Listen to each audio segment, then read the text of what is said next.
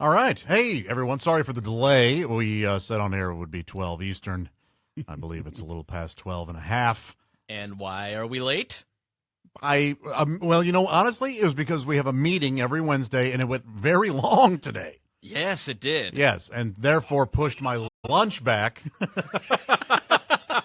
And so I had to, of course, have lunch, and now it's pushed everything back. But anyway, we appreciate you. I was told there was pizza coming. Joining us. Who told What? me that? Who? That's a lie. People. Wait a minute. Wait. The people who scheduled me? Name names. Whoever forgot to order the pizza, we're drawing them up on Bob and Tom charges. Although Ace is this is Ace Cosby, by the way, our guest this week. Ace, Tom calls you the legendary Ace Cosby. Give us a little bit info on your background. Well, he calls me that because I've known him for so long. Actually got in radio when I was still in high school, and I've been part of Central Indiana's radio scene since then, 79, 78. And I've done virtually every shift on rock stations, alternative stations, sports talk. Great. So Ace is a radio legend, and he's also not only met many of the biggest names in rock and music, he's literally friends with many of them as well, which is very cool. So if you have any questions regarding radio, music, anything at all, honestly, I mean, but if you... But, Ace can certainly answer a lot of stuff about that. But please ask either of us or both of us anything you like. I want to know why I'm here. I got the invitation out of the blue, and Black History Month, right? I didn't even consider that. Yeah. But, yes. This is Web Director Chris Spangle. I'll be reading your question, so leave a comment with your question on the Facebook Live, and I'll read it. That is a good point. But you've been greatly requested, and cool.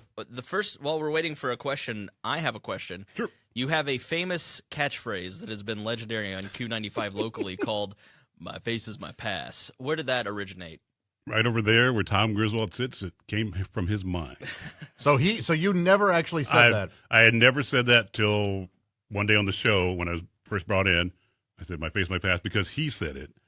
But maybe 15, 18 years ago, I was celebrating some kind of anniversary or something, and Tom awarded me these special T-shirts with the slogan, "My face is my past," and my picture on it. Presumably because you could get into any concert locally, right? Yeah. Right, everybody knew who Ace was. Yeah. And he also gave me like some personalized Sharpies with my face on them, but his assistant at the time ordered, and so now there's like 14,000 of them all over. Yeah, this is actually one here. Ace Cosby, my face is my pass. Because Josh asked me yesterday, he goes, "Do you like autographs?" I'm like, "No, it's something Tom came up with." All right, Ace. Was there any one of the stars that you've met over the years that struck you? This is as in punched from Scott. I got yelled at by John Bon Jovi once, but Why? he yelled at you. Why?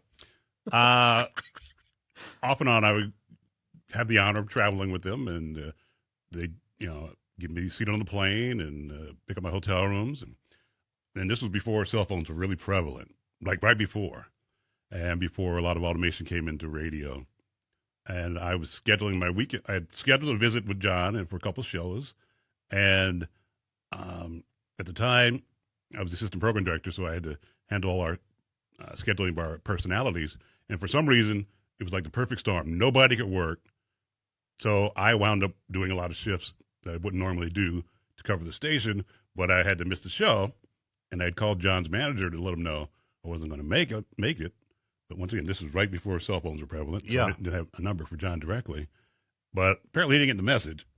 So I'm at a show in Cincinnati, and I'm walking around the backstage after the show, because I don't normally bother them before the show. And I hear this voice going, "Ace Cosby, you got a lot of nerve showing up. You have a seat on Air Jovi. People cut off their left arm to be here, and you show up now." And he was mad. He was joking. Oh, okay. I got you. He was joking. But still, it was like, just me and him in the hallway. When was the last time you spoke to John Bon Jovi? Probably tour before last. Okay. I was hoping to go to, they weren't playing anywhere in the area at that time, so I reached out to their management, and he had gotten back to me via email. So Gotcha. well, this week, I guess we traded emails. Yeah. All right. Christy asks, how is Mandu doing? She's annoying, but Your cat. my cat, Right. Cat Mandu, always underfoot when I'm in the kitchen or trying to walk around.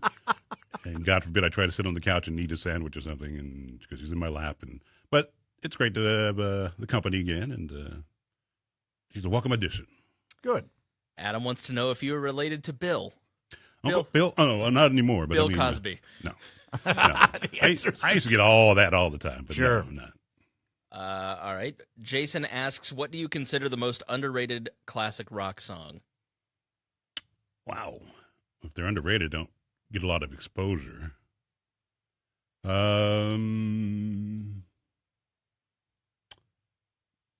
Let's come back to that. Okay. And that is a good question. Because as Josh knows, I like to recall things. Let me ask this. Was there a song that you came across that you went, that just blew you away? Used to hear those all the time. Here's something about being on rock radio, at least back in the heyday. You really didn't have time to enjoy what you were playing. Either you heard it in your car or at a concert, or when I was music director, I'd get stuff in the mail and listen to it and go, okay, I got one for you. There was a band called Darla Hood. They were somewhere out of South. And they had a song called, I think it was called Sister Dementia. Sister Dementia? Yeah. And I was like, man, that's like this decade's Kashmir or something. When was that? Late 90s, early 2000s, late 90s. Wow. So that's a song that you feel should have taken off. Oh, yeah. Well, there's been a ton of songs I thought should have been huge. Yeah. But just timing wasn't right. Or Now, you mentioned earlier that you don't have much of a chance to listen to the music you're playing when you're actually a jock. well, back then, we were live all the time, because little secret, a lot of jocks today are pre-recorded. But you're on the air, you're taking requests, you have to cue up the music. It's not already Right. there in the computer, and Because I think a lot of people have the impression that you're sitting there and you hit play and then you get to kind of do this oh no, and just sit back and listen and then hit play on the next one. And nope, yeah, not the case. not the case anymore. All right, let's ask both of you this. Josh wants to know, what are your favorite foods? My favorite food is peanut butter and jelly sandwich. I probably have it. I don't have it that often, but I have to say that's my favorite food because you always know what you're going to get. It's always consistent, and it always puts me in a good mood. Hands down, pizza. I could eat it every day. Favorite toppings? I'm a basics: pepperoni, sausage, mushroom. In fact, there was a period of time where maybe for 3-4 months, I did have pizza every day because we had a client.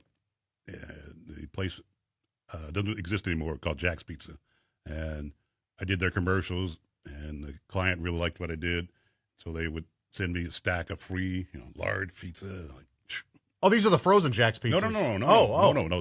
There was a chain here. Oh, gotcha. All right.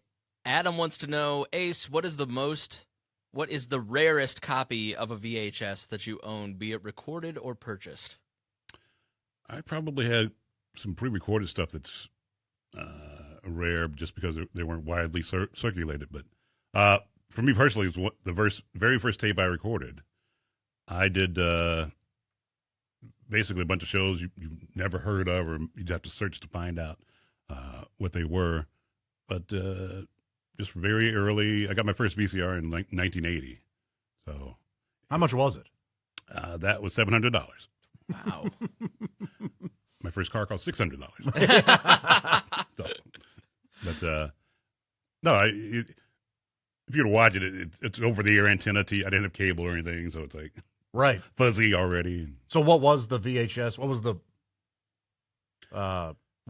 the content of the Mostly goofy shows like that was right.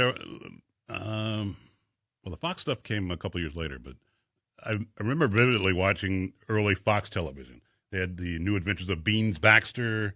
One of my favorites was Parker Lewis Can't Lose. Sure. Married with Children was one of the first. Oh, Um, formational for me as a child. yeah, same here. Children, Yeah. And The Simpsons. In fact, you dated somebody who was on an episode for a while, right? Oh, yeah. Yeah. Do tell. Her name was Terry Weigel. Nice. She was a fine actress. Yes, Terry Weigel is an actress. I think I know who this person was referencing then. Jeff wants to know, did you date any lady rock stars? No. I remember trying to hit on the lead guitarist for Vixen. Remember them? I don't. Look them up. Jan Kennard. They were opening for Ozzy, and I was at a show in Dayton, Ohio, and I kind of walked up to her and said, "Hey, I'm Ace. Work in radio, Indianapolis." She said, "Hey," and she kind of walked away. Yes. A few weeks later, they played here, and someone from their label was actually with them. And he introduces me to her and goes, "Ace Cosby, he's the music director, and he's just added your record." And she's like, "Oh," and it was all hugs and, So your face wasn't your pass. Well, when I was just a jock, she didn't want anything to do with me. right when you were in the music. Now I'm getting you airplay and you're making money. Christopher wants to know, vinyl or digital? Digital. I mean, I've got a record player at home, but I haven't played any vinyl on it in years, many years. Okay. And I've got maybe 100 albums left. This is more of a Josh question. Steven asks, how have you and other comedians had to adjust your stand-up to deal with increasing political correctness? I mean, there are a few different schools of thought. It's my act was never terribly political, never has been very political, but I would find that even some of my self-deprecating material about me being overweight, if I performed at like colleges, the students didn't want to hear it. They thought I was fat shaming myself. Wow. Which I was, but not. So I did. You kind of have to be careful. And I think there are two schools of thought. One is they're not going to change anything in their act. There are certain guys out there that are now sort of even pushing that, like, hey, but they're finding their own audience. They're finding the audience that isn't going to be offended by things. And then there are other comics who are going, you know what? I probably shouldn't do this bit anymore because, for socio-political or just political reasons. I think right now we're at an imbalance where certain, politically speaking, one political side has a lot more leeway than the other, which is kind of unfortunate. I've always been a fan of being able to lampoon everyone and everyone know that, you're just being silly and joking about, everybody's a fair game. But right now it feels like only one side is fair game and the other is not. So, okay. Heath wants to know, have one question and one request. One of my favorite things about the show is hearing you laugh in the background. Please don't stop that. That we get a lot of that on social media. People enjoy hearing the laugh in the background. I don't know what that is, but he also wants to know, what is the funniest thing that has happened in your time around the show? Ooh. That's hard to say. There's been so many great moments over the years.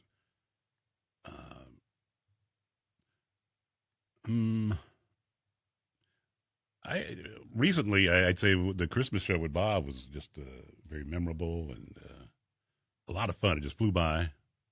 But as far as a single incident, nothing really jumps out. Okay. This just brought to me. Kevin. Okay. Let's call him Kevin. Wants to know, do you have a little black book? And have you ever shared the contents with others? Well, as it came up today again, Josh, the 80s were a fun time in radio. Yes. And probably 1983. I was at a rock club, and a young lady comes up to me and says, she had a good time. When can I see her again? I looked at her. Do I know you? And she went on to explain. And after that I went to a store and got a brown book, and I started writing. If I went out on a date, Right. or had a guest, You had them sign the guest book? No. Well, that's one way to put it. No, I would make sure I write down the name and how much fun was had, and Really? Oh, wow. and that way I would keep track, and I knew who was, Okay. Lisa, Asian, yeah, And how did you rate how much fun? Did you have like a There number were stars. scale? There were stars. Okay, stars. Gotcha. Mhm. Huh. Wow. All right. That's very interesting. Now, do you still have this book? I do Okay, indeed. Yeah. Because this goes out weird. the front half of the book are these ladies' names. The back half used to be in my address book, and it's got like Mom. So at the very least, you need it for the back half. Yeah, I can keep it for Aunt Helen. Okay. Bailey and I want to inspect the book to make sure our mom's not in it. Oh, there used to be a comic who came on the show, a local comic, and his last name was the same as a woman she was a girlfriend actually for a few months, and he was the right age. And one day we were a writer's lunch, and he's sitting next to me. I go, "What's your mother's name?" He told me, "Go, okay, all right." Was he mixed?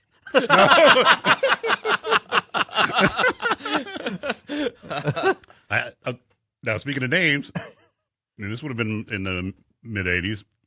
I would never lie to a woman to get somewhere with them. I'll always be honest. I was at a Def Leppard show in Dayton, Ohio, and the opening act was a young virtuoso guitarist known as John Butcher. He was supposed to be the next Hendrix.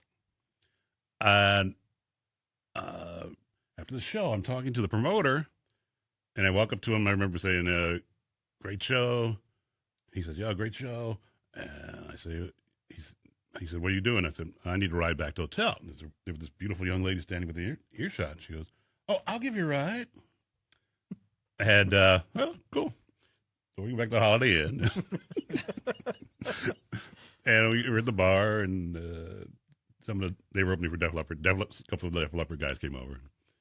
And we're talking about, hey, fun show.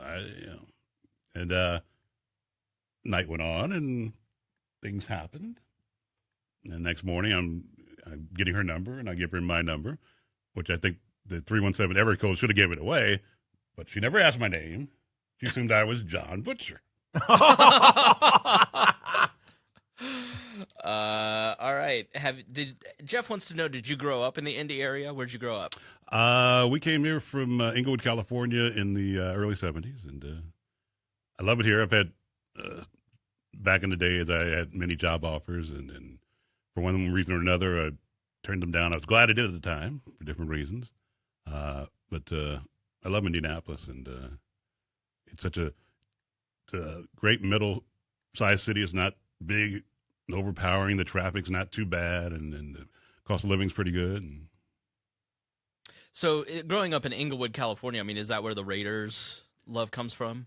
no, it was weird. Being in Southern California, my favorite teams were in the Bay Area, the Raiders, the Oakland A's, California Golden Seals in hockey. And I don't know what, when I was a kid, when you're a 7 or 8 year old kid and you're watching TV and there's a team and they're all badasses and the quarterback's the Mad Bomber, the linebacker's the Stork, the cornerback paralyzes people, he's the assassin. Hey, I like them. Adam wants to know, what is the fattest thing you've ever done? Me? Ooh, I got a lot of those.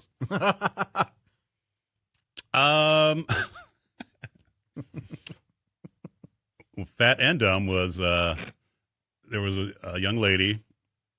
She was very nice, but very quiet. Wasn't my really type, but other than she was attractive. But she kept wanting me to come to her house for dinner. And I said, well, I need a case of beer, Miller Lite. You have a writer? And a bucket of Kentucky Fried Chicken. And she said, well, are you going to eat it all? And I said, oh, yeah, of course. So I ate a bucket of chicken. And I almost finished a case of beer, but I didn't make it. But So you essentially put up with this person that you weren't attracted to for a dinner. I was attracted to her. You ever met a girl who's just kind of boring? Gotcha. Yeah, sure, yeah. Yeah. Peggy wants to know, what did you want to do as a kid? I've always wanted to entertain people, make people laugh. I wanted to actually be on the radio because that's what I grew up. I've never been a good sleeper as a child or as an adult. So at night, I'd be the kid under the blanket with the transistor radio, and I'd hear, jocks like there was a guy in L.A. called Jim Ladd. He was legendary, and just listening to guys. So I want to do that. I want to be informed and entertain, and through just being on the radio and when we did sports talk and I had a band for a while. I got to be on stage and doing it that way. And What'd you play? I was the lead vocalist. Oh, okay. We had a question. Are you still in a band? Technically, we're on a 20-year hiatus. Courtney wants to know, at what age did you realize you had a deep voice? If I go back and listen to my old air checks when I was on my first radio station, I don't sound like I do today, but I've always been articulate. And then in high school, I took speech classes, and I was very good at public speaking and things like that. So, is your current voice affected at all? I noticed when I started taking certain medicines a couple of years ago, it got a little higher, actually. But I mean, the way you're talking now is your voice. You're not. Oh, yeah. Because Chick often Of course, teases Chick makes fun of me. I said, good morning. right. Yeah, Chick teases you as though you don't really talk that way. You're just doing it for the radio. No. Yeah. No, it is true. When he walks in, I'm like, hey, Ace. He goes, hello. yeah. Ricardo, and you're free to answer this or plead the fifth, but Ricardo wants to know, Christy Lee says you got her involved in all that mess with the band Kiss. Can you elaborate on what she means? I took her to a first Kiss show. She had fun. Wow, yeah, that's I can say it. Now, you know what? I did her podcast a couple months ago, and I listened to it, and I go, something's missing. And I saw her on Monday. I listened to it on Saturday. I saw her on Monday. I said, what'd you cut out of the podcast? And she goes, nothing. It's brand as it is. And I thought about it for a few days, and I had to recall. Well, she cut out the part where we slept together. So. Wait, what? What just happened? So she cut out the part where you and Christy slept together. We slept together a couple times. Right. Not that way, but like in a bed or what? Yes, in a bed. But she made that clear. I thought, why did she cut that out? I don't think she wanted people to know That you shared a bed. You didn't share we didn't have sex. bodily fluids. I was just about to ask how many stars she got.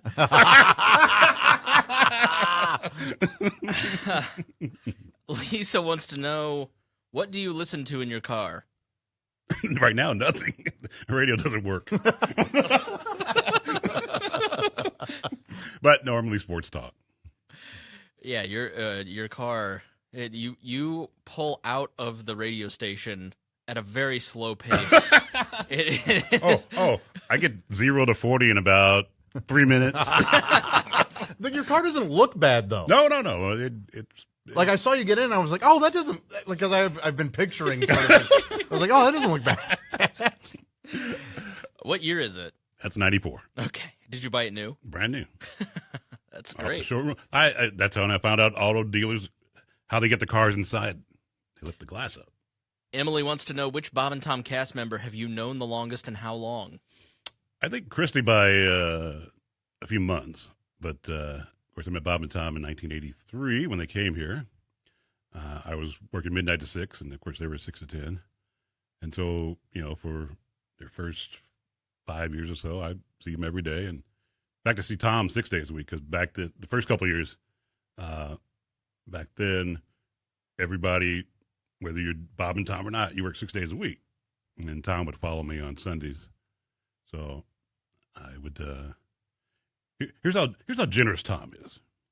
When he would follow me on the weekends, he would call me and say, "Hey, can you pull my albums?" We played vinyl back then.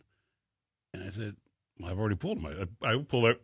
It was common courtesy. You pull the other person's music who follows you." But he go, "Oh, if you pull it, I'll slip you a 20. I said, "You don't need to do that." Of course, I took it and bought beer, but He is very generous. Down to our last couple questions. Mhm. Scott wants to know, what is the last CD that you bought?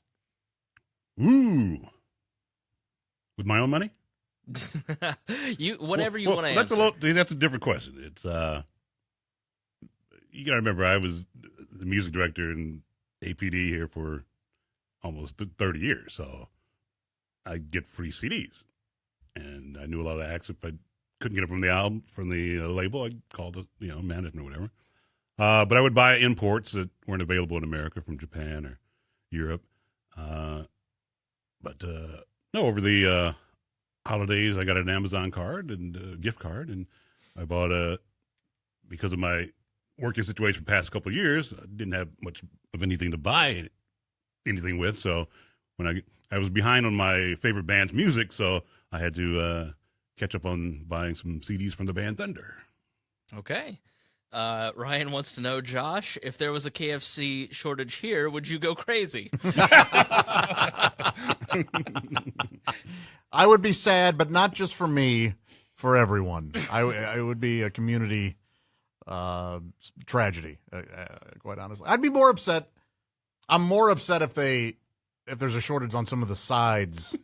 I'd be way more mad if there was a shortage of biscuits than if there was of the chicken. The mac and cheese. Oh, That's like the richest mac and cheese on the market, isn't it? It's like easily. Maybe Bob Evans. I don't know that I've had Bob Evans mac and Cracker Barrel? cheese. Yeah, KFC's even thicker than Cracker Barrels. Ryan also wants to know, gravy? What about it? Oh, just yes or no? Yes. I'm going to go yes, and I'm going to say yes, brown or the Sawmill, the white gravy. I never had that. All right. Jeremy wants to know, for both of you, what are your childhood memories of victory or successes that you might have had? What? I wasn't listening at all. I swear to God, I was thinking about gravy. I was, because KFC doesn't have the white gravy, but you had white gravy before, right? Oh yeah, but not the KFC. I don't think. Right? Yeah. No, I didn't mean. Yes, KFC gravy. Yes, but I prefer the brown though. Sure. What'd you have for lunch? A salad. Really? You can ask Bailey. Was it with gravy as dressing? No. In fact, I had to get I had to take this. I had to send the dressing back because it was what I thought too high in calories, and it's just funny that I'm like that guy now sometimes. Right. Like I have to. That's right. You're being Oh, healthy. I couldn't possibly have the vinaigrette. I just need the vinegar, please. Which is exactly what happened. Is that because of your 30-day thing you're doing? Yeah. Mm-hmm. All right. So Jeremy wants to know, was there a success in your childhood that stands out that you were really proud of? Oh, in childhood. Yeah, I won an award for doing stand-up in grade school. Like, I got a trophy for that. And that was... Why are you laughing? There's a question I don't think I can read, so... Oh, I got you. Sorry. And so, yeah, I mean, I was proud of that. I was proud... I mean, yeah, that's probably the one where I was like, oh, okay, yeah, maybe I'll continue doing this. I seem to get some positive feedback. Sean writes, I'll just read it. Yeah. Why not? Josh, the fattest thing I've ever done. She was about 426 pounds. Mm-hmm. But in my defense, she had a beautiful lazy eye that glistened in the carnival lights. That is very poetic, Sean. Beautiful. Lots of feet talk today. Yeah. People are really enjoying the feet stuff. Yeah. You talked about putting your feet on her. What about her putting her feet? The problem is that would do nothing I wouldn't be grossed out and I wouldn't be turned on. Okay. So it would I would be indifferent to it. And I know there are guys out there who think I'm insane for not being turned on by it. But it's just not, whatever. It's not my thing. I mean, I've had, I wouldn't be bummed out, but it wouldn't do much for me. Any success that stands out, Ace? Oh, childhood, or what are we talking about? Childhood, not recently. No, I in my younger, I'll get to that in a second. In my younger days, I was very proud of my academia. I was a National Honor Society, honor roll all the time, and I was kind of smart before I discovered Jägermeister.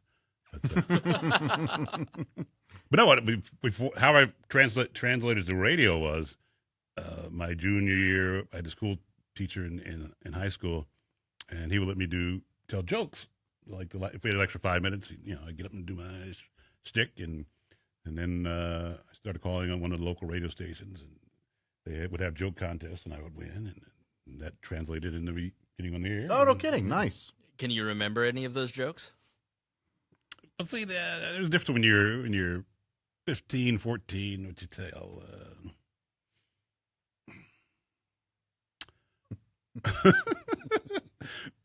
This was still in my set. I opened with this one. Now remember, I'm like 15. Okay, sure. Thank you. I want to thank Abraham Lincoln in particular for getting it all started.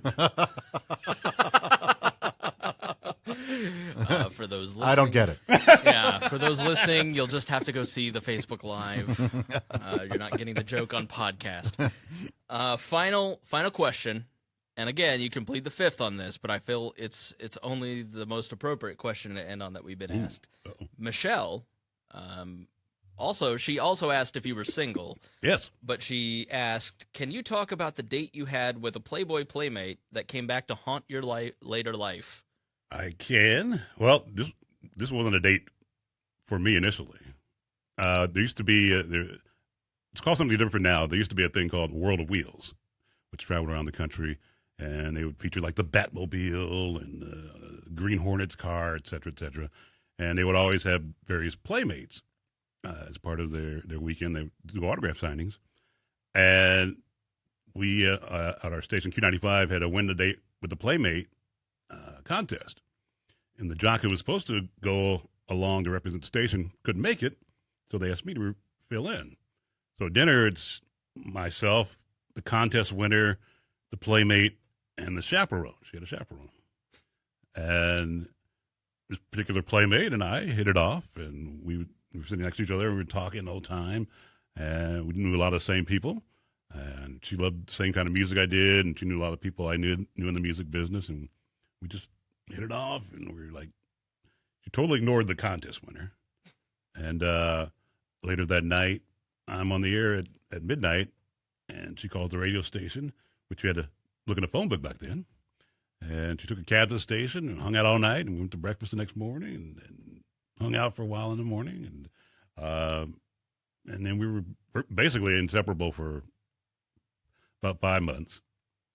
It was long distance, so it kind of fizzled out.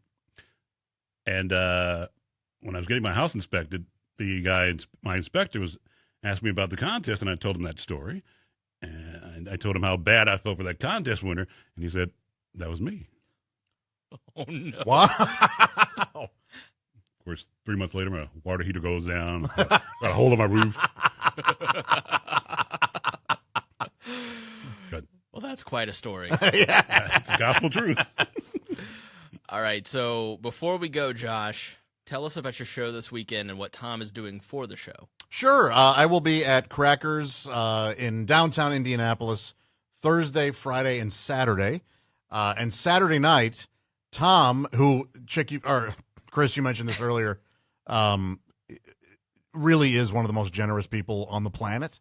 He is going to be, out of his own pocket, giving to the Riley Children's Hospital $10 for every ticket sold for Saturday night. So if you buy a ticket for Saturday, Tom will donate $10 to the hospital. It's so nice of him, and Amazing. yeah, really hope you come out. If you can't make it Saturday, Thursday night 8:00, Friday 7 and 9:30, and then Saturday 7 and 9:30. You can get tickets at crackerscomedy.com. It's gonna be fun. It'll be me and one of my best friends, Sean O'Brien, is on the show. I don't know who's emceeing, but all the local talent here is a lot of fun. So it'll be a really good time. Please come out. And Ace, are you on social media? I have a Facebook page. That's about it. Okay, so people can find Ace Cosby on They Facebook. can indeed. And you can find me everywhere at thatjosharnold.com. Anything going on at the store or anything new? We have Christy Lee gear. You can get Christy Lee uninterrupted shirts, mugs, I think. All kinds of great stuff at Bob. Panties? Soon socks. At bobandtomstore.com. All kinds of great stuff in there. Go check that out. Also, join our Facebook group. I'll make sure to post Ace's Facebook link in there so you can get in there and also see clips that didn't make the weekend review. So lots of cool stuff in there. Don't miss out. Join the Facebook group. And that's all I got. Great. Thanks for having me, and I'll see you next February.